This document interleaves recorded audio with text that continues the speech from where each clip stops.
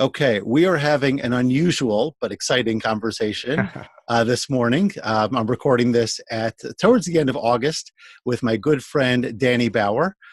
Danny's been very kind to come on with me this morning as I am trying a new platform, which I hope to use as a rollout for my year two of the Lead to Succeed podcast. But for now, we're just having a conversation. And to let everybody know who Danny is an unbelievable educator.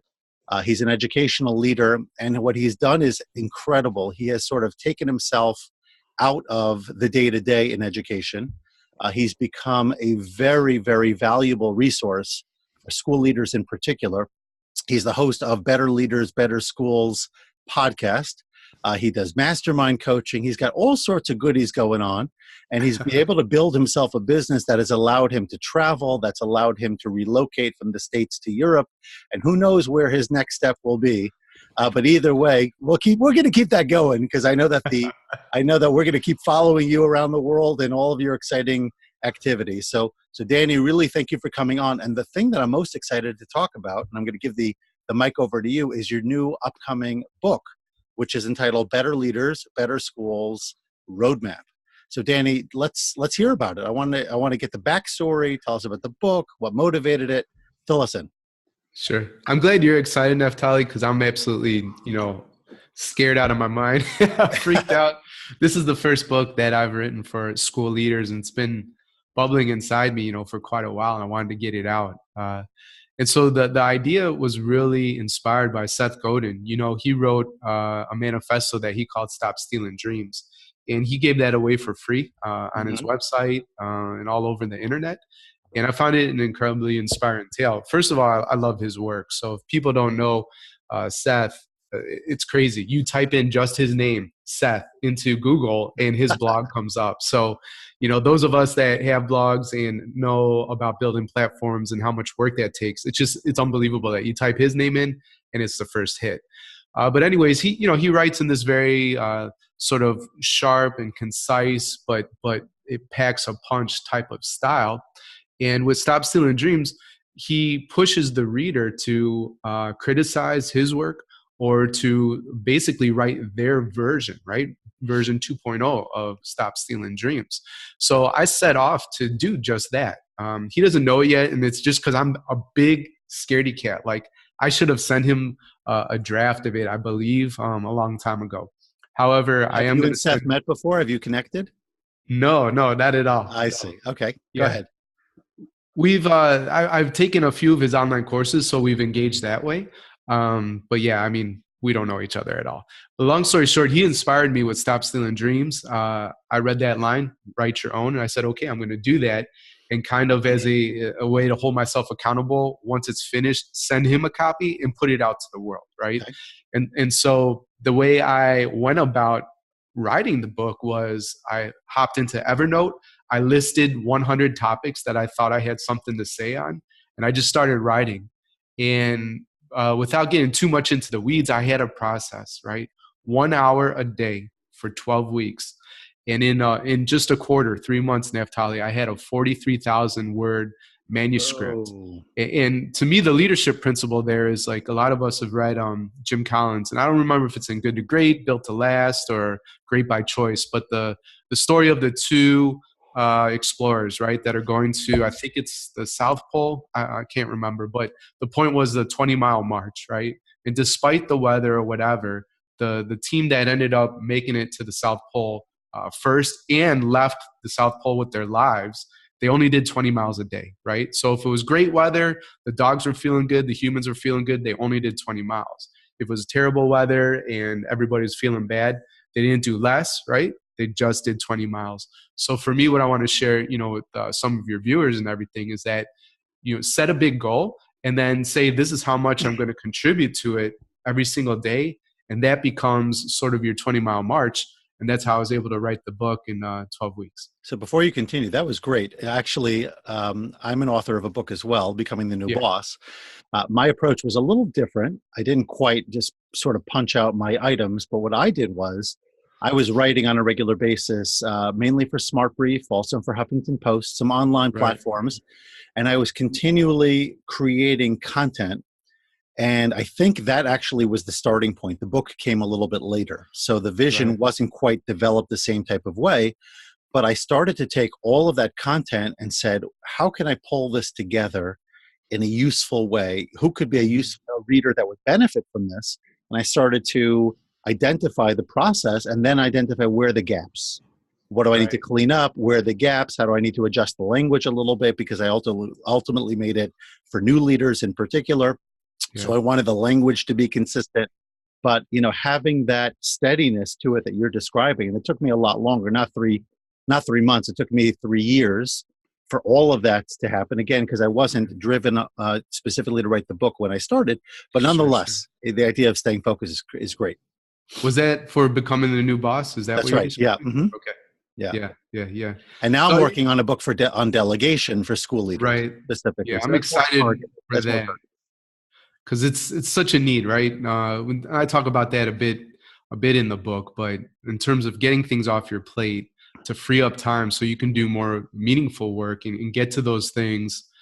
A lot of times it's that vision stuff. It's the big projects that you keep putting off because it's Uh-huh. not the day-to-day operations or the fires or whatever that you supposedly have to put out. But how do you get to those bigger items? And it's through delegation. So I'm Sure. excited for your I book hope on. so. But tell us about your book. What exactly is the roadmap and who's it for? Yeah, it's for school leaders. It's for educators. I think even people outside our industry would benefit from it. But I wrote it specifically for school leaders. Educators will enjoy it, and really, there's three parts, but it's basically broken up into leadership from sort of a self leadership lens, and then one that's a little more structural and things that you can do within a school. Uh, but like I said, when I wrote the 100 topics or whatever, that's a crazy way to go about creating content. And so I just want to say, I love Jennifer Harshman, my editor, because then she looked at this mess. I said, okay, here, it's done. And she saw, the categories or the way that it could be organized and Uh-huh. people at a high level. So yeah, I think it's pretty much like self leadership and then structural is how I set up the So book. what would be like some aha moment while you were writing, doing your research, something you wouldn't have anticipated during the process that would be a great leadership nugget for people to hear? So something I wrote about. It's like taking your own medicine, right? And I've heard quite a bit that one word that I want all leaders. There's two words I want you to eliminate from your language. One would be but. So take but out, like take that out and replace it with and. If you're having this is an improv sort of idea, but you have improv comedians. Somebody's throwing out a topic, and when they yes and it, that's a lot of Uh-huh. fun, right? Because if you say, I'm a penguin living though in South Africa, right? There's a certain way that I'm going to act. And when I do that, it seems funny.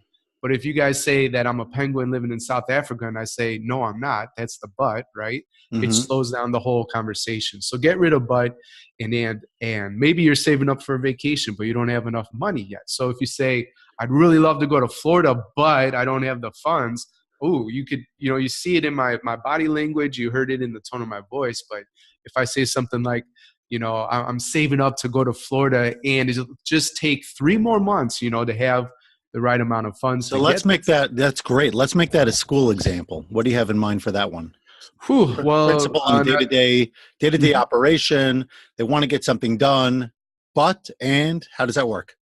Yeah, so maybe a teacher comes up to you and they have a really wonderful idea, and I want to start this guys club, and we're gonna wear ties and all this stuff. We're gonna teach them how to be men, and we'll need a little bit of time, maybe a little bit of funding, et cetera, et cetera. And so, as a principal, I could say, Naftali, that's a great idea, but I don't know if it's gonna, hit well with our community. I don't know where the space is, blah, blah, blah. But instead of saying that, Naftali, that's a great idea. And could we meet maybe Wednesday after school so we could really discuss how to make this a reality, right? Mm-hmm. It's that but that stops you right away. And that'll So give us it, both time to get neckties in the meantime. that's correct. Because Maybe. I neither don't of know. us are ready. Listen, when I moved to Belgium, I got rid of all my suits, so I don't even know what to do. I had talked to Okay. you about an Yeah, we'll talk. opportunity, and We'll talk. I got yeah, it. yeah, yeah. I don't. So the other thing though, I want you to get rid of. So get rid of but, get rid of should have or shouldn't. because when you use that word, you're automatically judging, right? So back to the boys club example, this club, the boys in this club should have acted better when we brought them on this field trip, da da da da da, right? And maybe they went out, maybe they made some poor choices or whatever. And when you start saying should have or they shouldn't, you're automatically judging, and you're inserting your point of view, your perspective, and saying this is what's right too.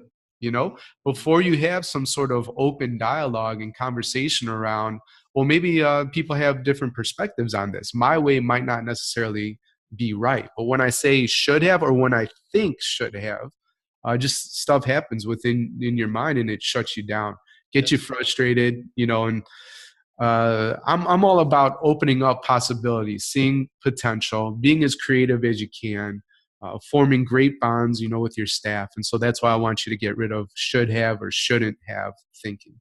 Got it. Okay, that's cool.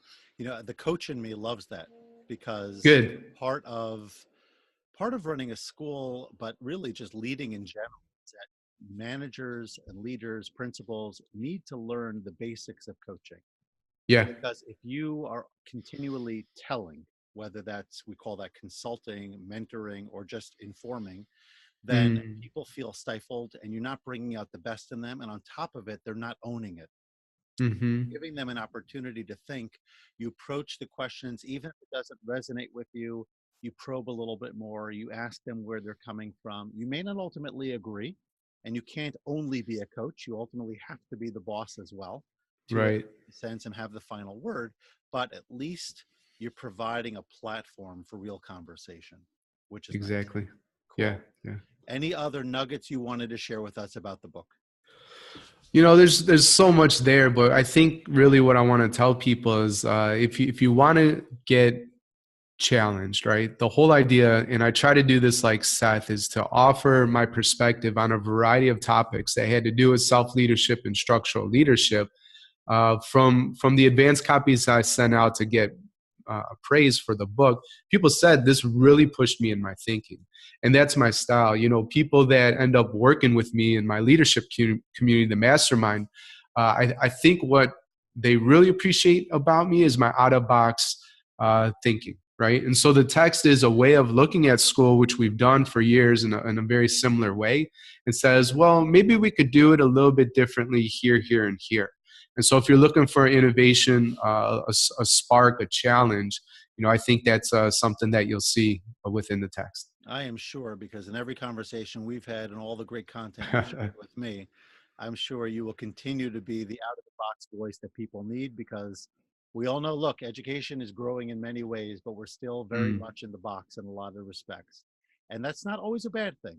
Sometimes convention is good, but at least to have those other perspectives. So I know we're recording this before you have formally launched the book.